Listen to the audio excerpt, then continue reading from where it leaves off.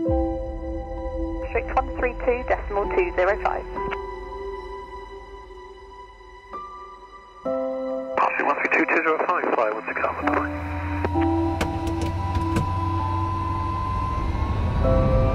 On air 24 Quebec Romeo, route Welland, Elvos Trent for the Elvos 1 Mike arrival.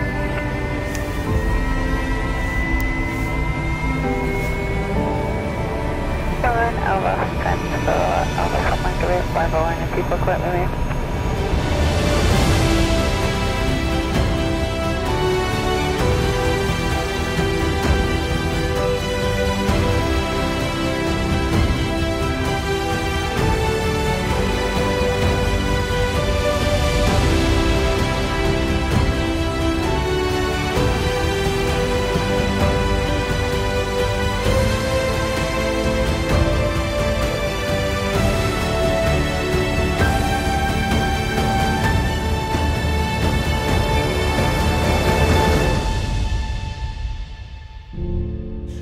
Je m'appelle Éric Burgy, j'ai 55 ans.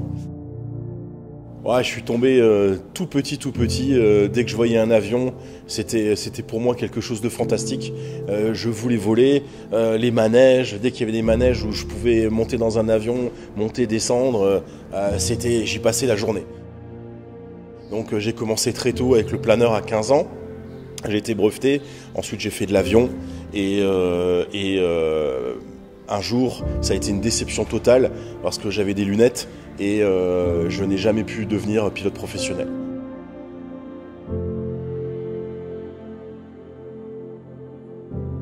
Et j'ai commencé à ouvrir des entreprises. Ma première entreprise a été une boutique de sandwich à Sarrebourg. Ensuite, j'ai fait des magasins de téléphone et j'ai terminé par des restaurants Quick. Et en 2014, j'ai rencontré un monsieur lors d'un repas d'affaires qui a inventé la machine pour opérer les astigmates, puisque j'étais astigmate avec 2 à un œil, 3 à l'autre. Ce monsieur m'a dit, voilà, j'ai inventé cette machine il y a déjà 10 ans. C'est une machine laser pour opérer les astigmates. Il m'a dit, Eric, viens, si ta cornée est assez épaisse, on va te faire une batterie de test et puis on verra bien. Et si je peux t'opérer, je t'opérerai. Donc j'ai pris EasyJet, Bâle-Nice. Ils m'ont fait une batterie de test qui a duré à peu près 1 heure. Et au bout d'1 heure, j'ai vu ce docteur Chaubard. Et il m'a dit, voilà, ta cornée est épaisse. Si tu veux, je t'opère à 14 heures. Donc j'ai pas discuté ni réfléchi 2 secondes. Je suis parti manger, je suis revenu à 14 heures. Il m'a opéré, ça a duré 7 secondes par œil. Et j'ai retrouvé mes 10-10, j'ai jeté mes lunettes en sortant. Et là, c'était une grande question, c'est qu'est-ce que je fais aujourd'hui? Je continue dans ma vie de chef d'entreprise, ou je vends tout, et je deviens pilote professionnel. Et le temps du vol retour, entre Nice et Bâle, ma décision a été prise. Je suis rentré, j'ai dit à ma famille, écoutez, je vends tout, et en avril prochain, je pars aux États-Unis pour faire toutes mes licences de pilote professionnel.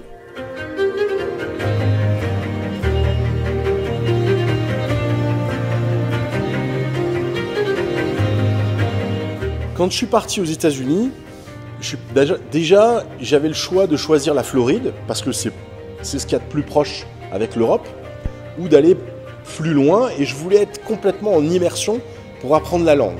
Donc moi j'ai décidé de partir à Dallas, au Texas, pour ne pas avoir d'autres Français avec moi. Encore une fois, quand je suis parti, quand j'ai pris ma petite valise pour partir aux États-Unis la première fois, je ne parlais pas 3 mots d'anglais. Donc quand je suis arrivé aux États-Unis, je voulais continuer à faire du planeur parce que ça a toujours été ma passion.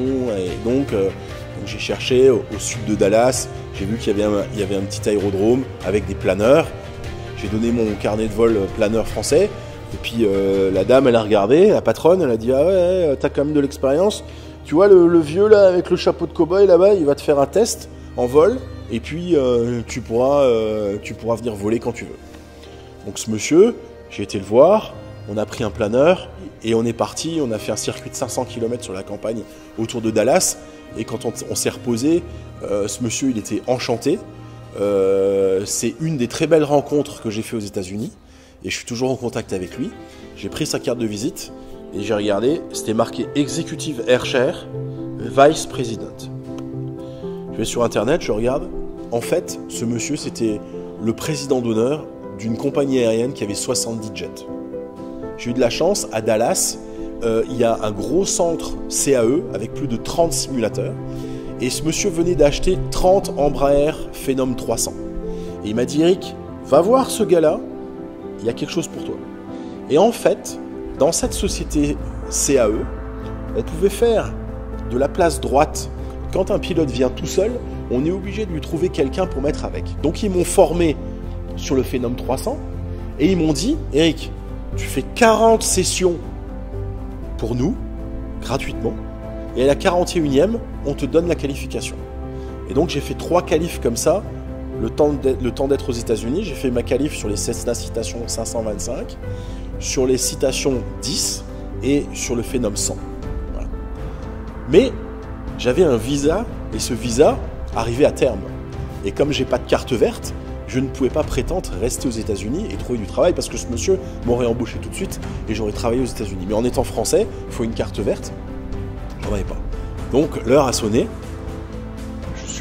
Alors avant ça, j'ai fait mon ATPL là-bas. L'ATPL, c'est la théorie du pilote de ligne. Donc j'ai fait cette théorie de pilote de ligne. Et avant de partir, je me suis dit, c'était l'époque où il y avait eu de l'Airbus A320 partout, etc. Je me suis dit, je vais me payer une qualif Airbus. Donc l'ATPL se passe de la façon suivante, la partie théorique que j'ai faite, et la partie pratique de l'ATPL, tu le fais en même temps que ton test final sur une qualification de type. Donc comme j'ai voulu faire ma qualif de Airbus, que j'ai faite, le jour où j'ai fait mon test d'Airbus, en même temps, ils m'ont fait mon test de l'ATPL pratique, et donc je suis rentré avec mon CPL hier et l'ATPL complet en France, parce que je ne pouvais plus rester aux États-Unis. Et là, je me suis dit, il va falloir que je fasse quelque chose. En rentrant en France, je me suis dit, il faut que je vole. Je ne peux pas arrêter de voler. Donc, j'ai dit, je vais commencer par du largage de parachutiste. Pendant que je larguais, j'ai essayé de trouver du travail sur de l'Airbus A320. Parce que j'avais fait ma qualif et que donc j'ai fait plusieurs entretiens. Mais il faut savoir que quand tu te fais opérer, il y a des compagnies aériennes qui arrivent à voir, grâce à des machines, que tu t'es fait opérer. Et s'ils arrivent à le voir, ils ne te prennent pas. Donc je me rappelle d'être allé en Moldavie pour une compagnie aérienne moldave. C'était 4 jours et le dernier jour, c'était la journée médicale. Et le matin, ils m'ont fait les yeux et à midi, ils sont venus me chercher et ils m'ont dit, monsieur, vous n'avez pas mis dans le truc que vous avez été opéré des yeux? Dehors. Donc j'ai pas été pris à cause de ça. Donc, le jour où je suis rentré de Moldavie, j'ai l'avion de largage de Strasbourg était ici à Nancy en révision et je suis venu le chercher. La personne qui s'occupe de la maintenance de cet avion dit « Ah Eric, je te cherche partout, je te cherche partout. » Je dis « Qu'est-ce qui se passe ?» On a un gars, il a acheté un TBM tout neuf à Nancy et son pilote malheureusement est décédé. Il ne peut plus voler seul à cause de son âge. Il cherche quelqu'un. Et c'est comme ça que je suis arrivé dans le milieu des TBM. Et j'ai commencé à voler sur TBM. Et un jour, j'emmène un des propriétaires de TBM pour lequel je volais à Milan-Linate. Et je me pose à Milan-Linate et à côté de moi, juste à côté de moi, se gare un Gulfstream 650. Le gars descend les escaliers et il vient, et c'était un Français avec un accent marseillais. Il me dit « Putain, les TBM, j'adore les TBM, je peux visiter ». Donc je l'ai fait visiter, etc. Et encore une fois, ça peut être de la chance ou pas de la chance, c'est mon patron aujourd'hui. Voilà. Donc quand il est venu dans le TBM, je lui ai dit vous cherchez pas dans votre compagnie, etc. Et il m'a dit si on cherche régulièrement, je t'appellerai d'ici 15 jours ou 3 semaines, on cherche. Et puis pendant 1 an et demi, rien. Donc je lui ai dit ce mec là c'est un mytho.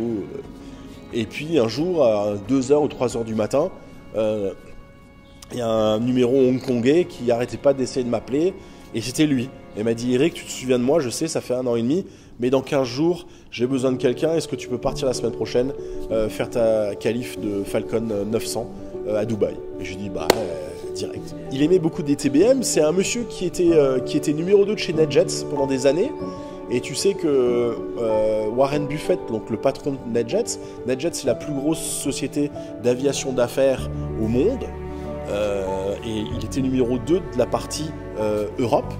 Et un jour, Warren Buffett s'est levé, et comme on a en France une mauvaise étiquette, on est toujours en train de se plaindre, etc.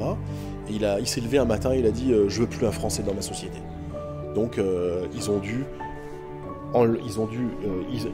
licencier tous les Français de chez NetJets. Et mon patron aujourd'hui, donc Patrick, a été licencié comme les autres, mais comme il faisait beaucoup de livraisons d'avions pour Dassault, pour NetJets aussi, il avait des contacts en Asie, et donc il a monté cette société de management d'avions en Asie, et ensuite, bon an ballant, il a eu un avion au management, 2, 3, 4, 5, et aujourd'hui, il gère toujours ses avions, il est toujours basé à Hong Kong comme moi, quoi. Voilà. Chez lui, je suis commandant de bord sur un Global 7005, en mois on et mois off, c'est-à-dire que je vole sur cet avion-là pendant 1 mois, et ensuite, pendant 1 mois, je suis en vacances à la maison. Mais en vacances pendant 1 mois, moi, ça n'existe, ça peut pas exister pour moi. Donc j'ai créé une société à côté, de management d'avion aussi. Donc je manage des Piper Meridian, des TBM, à plus petite échelle, pas des gros, mais je manage ces avions-là. Et je forme aussi les propriétaires d'avions qui achètent, grâce aussi encore à une nouvelle rencontre, une super rencontre que j'ai faite avec un monsieur qui s'appelle David Fabry, qui a une société qui s'appelle Flying Smart, et ce monsieur, on est devenus copains, et on fait beaucoup de business ensemble. Lui, il vend les avions, et moi, je les forme, où je fais aussi ce qu'on appelle safety pilot. La personne qui a les moyens, qui a besoin de se déplacer rapidement, parce qu'il est chef d'entreprise, et qui veut acheter un avion, n'en connaît ni les us et coutumes, il ne sait pas du tout comment ça se passe pour gérer un avion. C'est pour ça qu'il y a des sociétés qu'on appelle de management d'avion. Donc le client, on l'aide à acheter l'avion. Quel avion, pour quelle distance, qu'est-ce que vous voulez faire avec votre avion? On fait un cahier des charges. Une fois que ce cahier des charges est fait, on va l'aider à trouver l'avion qu'il lui faut. Une fois qu'il achète l'avion, on va s'occuper de l'avion de A à Z. C'est-à-dire qu'on va lui trouver des pilotes, 365 jours par an. On va s'occuper de la maintenance. On va s'occuper des opérations, parce que quand l'avion vole, il faut déposer des plans de vol, il faut demander des autorisations de survol de pays, etc. Donc tout ça, le client, lui, il monte dans l'avion, il vole, et on lui envoie des factures, il paye les factures. Et nous, derrière, on a tout un staff qui s'occupe de l'avion de A à Z. Bon, ma société, c'est Burgos Aviation. Donc, je fais de la formation, du management d'avion, mais je fais aussi ce qu'on appelle du ferry flight. C'est-à-dire que ces avions-là sont fabriqués, les TBM, c'est fabrication française, le groupe Daher, et donc ils sont fabriqués à Tarbes, et ensuite 80% de la fabrication de cet avion est vendue aux États-Unis. Donc il faut emmener les avions de France, de Tarbes, aux États-Unis. Donc je fais aussi ce qu'on appelle du ferry flight. Donc je traverse l'Atlantique Nord avec ces avions-là. Si vous avez du temps, parce que vous n'avez pas de créneau, vous avez... Non, on a un créneau, c'est bon, c'est dans 10 minutes. Bon, non, c'est vachement moins cher ici. C'est lui, c'est le top, c'est le meilleur pilote au monde. Je suis revenu de Chicago avec lui, moi. Mika, je suis revenu de Chicago en pleine nuit, 3h du matin, le décollage et la vidéo. De neige. Avec de la neige. Mika, c'est vachement moins cher ici. Voilà, et avec ça, il fait le tour du monde toute l'année. Tout le monde veut voler avec lui. Et moi, le premier. C'est vrai ou pas? Oh mon Mika. Ouais, au dernier moment, on a changé d'aéroport à Reykjavik parce qu'il y avait des meilleurs burgers dans l'autre aéroport. Beaucoup de vent, des meilleurs burgers. On est arrivé comme ça.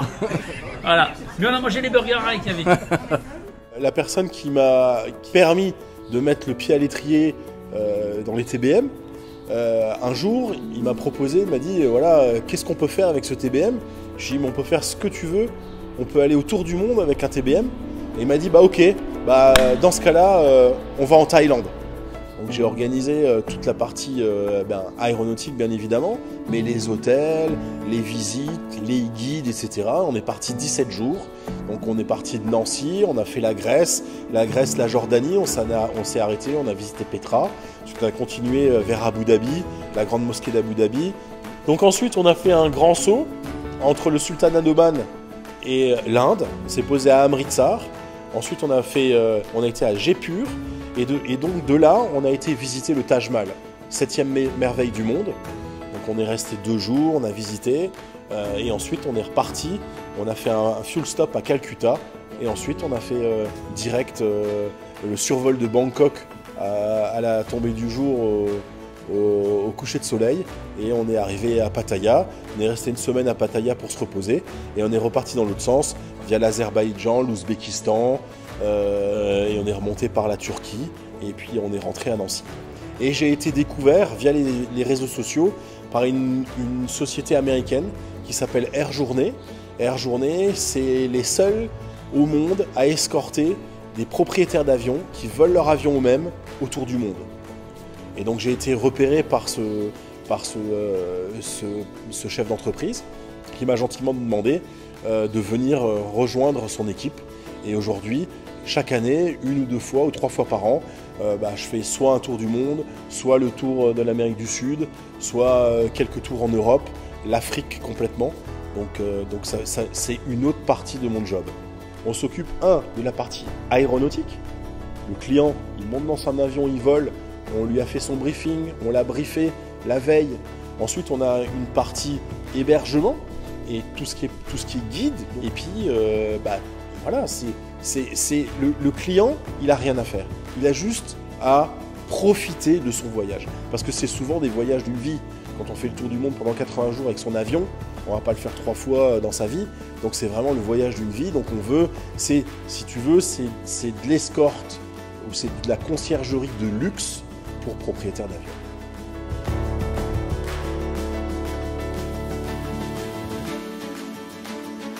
Aujourd'hui, la majorité des gens pensent que pour être pilote de ligne ou pilote de jet d'affaires, il faut faire maths sup, maths spé, faire l'ENAC, etc. C'est complètement faux. La majorité de mes amis n'ont pas le bac, n'ont rien du tout. Ils étaient juste passionnés et comme tu dis, ils sont passés par la petite porte. Donc ils ont commencé par les aéroclubs, ils ont eu leur brevet, ils sont devenus instructeurs souvent dans cet aéroclub pour payer et pour être rémunérés et pour payer la continuité de leur formation de pilote professionnel. Mais effectivement, aujourd'hui, il n'y a pas besoin de faire de grandes études pour devenir pilote professionnel. C'est pour ça que je suis là aujourd'hui. C'est pour dire aux gens, que ça soit des jeunes ou des moins jeunes. Moi, j'ai changé de carrière à 45 ans. Donc, les gens qui nous écoutent à 45 ans, qui sont passionnés par l'aéronautique, il ne faut pas qu'ils hésitent, il faut qu'ils y aillent. Parce que, encore une fois, c'est la passion qui fait tout. Et les jeunes, c'est pareil. Donc, c'est pour ça que c'est important que tu insistes là-dessus. Oui, à tout âge, on peut devenir pilote professionnel.